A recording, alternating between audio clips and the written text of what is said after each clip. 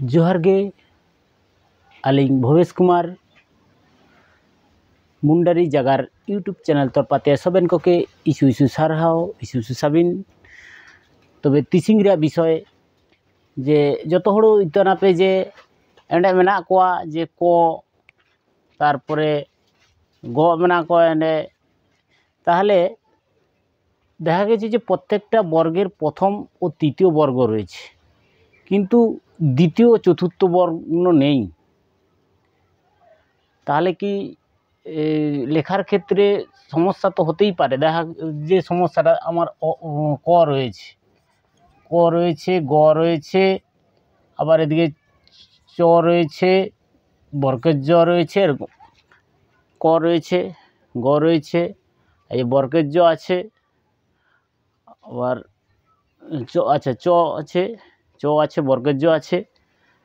তাহলে সেক্ষেত্রে দেখা গেছে যে প্রত্যেকটা বর্গের প্রথম ও তৃতীয় বর্গ রয়েছে, দ্বিতীয় আর চতুর্থ বর্ণ নেই।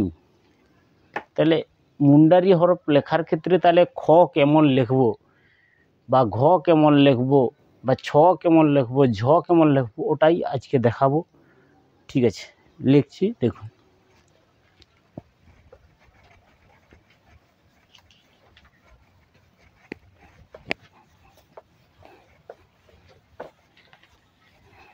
আপনারা সবাই জানেন যে অ আ হর্ষই হর্ষ এ কেমন, এবারে ক মুন্ডারি হরফে ক, এটা হচ্ছে ক। তাহলে খ কেমন হবে? সহজ, একদম মনে রাখার সহজ নিয়ম একদম। ঠিক আছে, কর পিছনে হ দিয়ে দিতে হবে, কর পর হ দিয়ে দিলে ওটা খ হয়ে যাবে। ঠিক আছে, তারপরে গ তো লেখাই আছে, এ গ ছিল, এগ ছিল, হ্যাঁ, গ আপনার হচ্ছে গ হচ্ছে, এইটা হচ্ছে গ। তাহলে ঘটার ক্ষেত্রে ঠিক সহজ নিয়ম, গ লিখে ঠিক এইটা দিয়ে দিলে ঘ হয়ে গেল। ঠিক আছে, এবারে ক খ গ ঘ। ঠিক আছে, উ হচ্ছে নাসিক্য বর্ণ, ওটা উজ্জ্ব থাক। এবারে চ, চ তো লেখাই আছে চ। হুম, এবারে ছ কেমন হলো? ঠিক একই রুলস আমার, ওই ছ।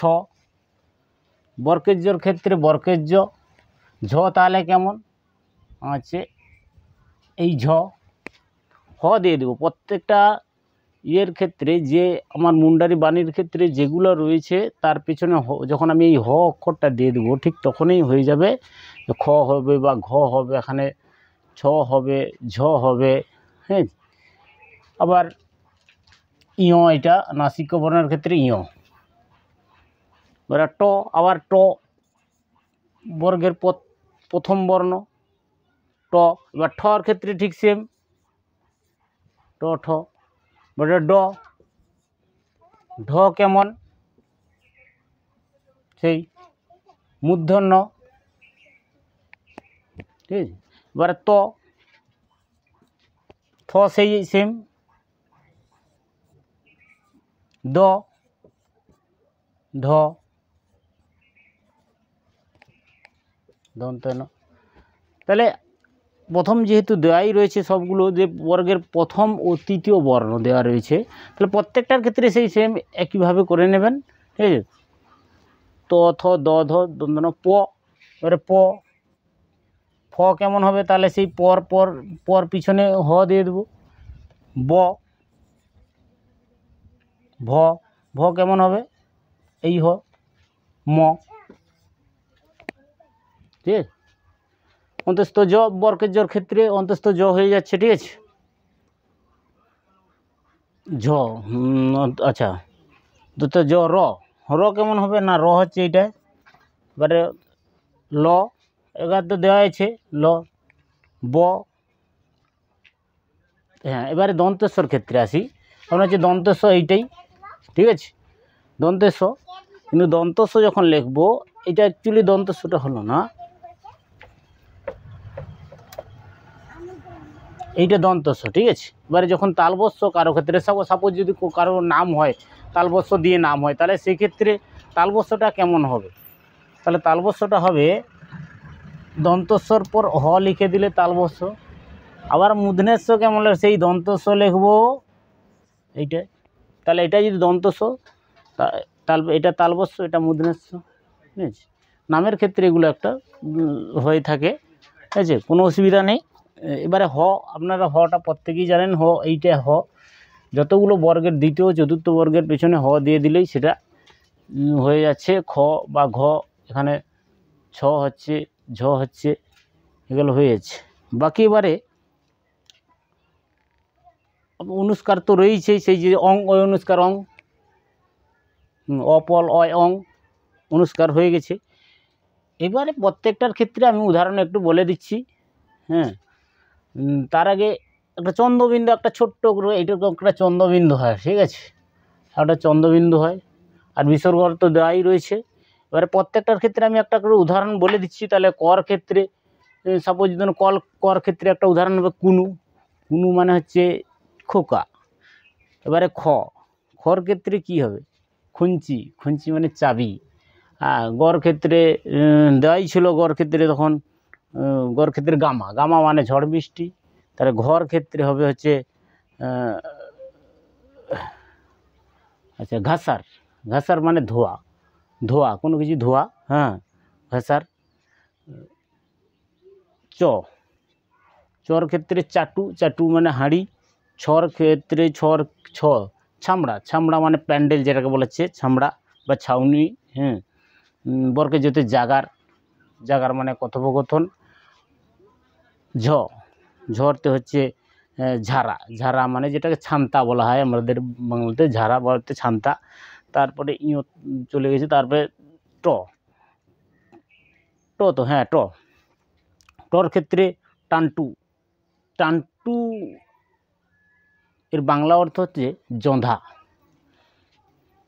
ঠতে ঠাম্পু। ঠাম্পু মানে ফোলা। ডতে হচ্ছে ডুবা। ডুবা মানে বড় বাটি, যেটাকে বলা হয় ডুবা।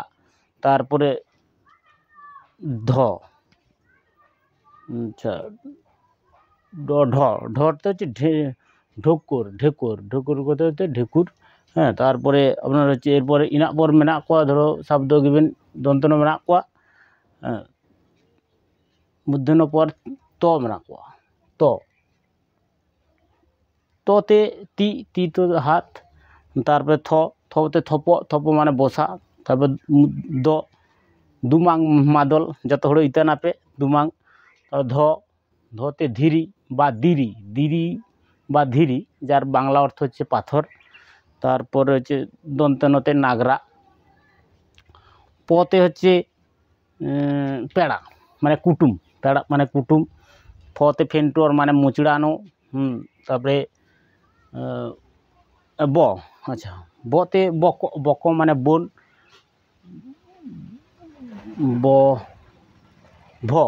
ভতে হচ্ছে ভাতুয়া।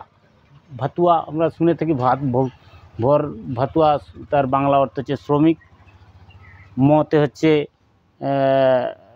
মু কথার হচ্ছে নাক, হ্যাঁ। রতে ঋতু। ঋতু মানে বাঁশি।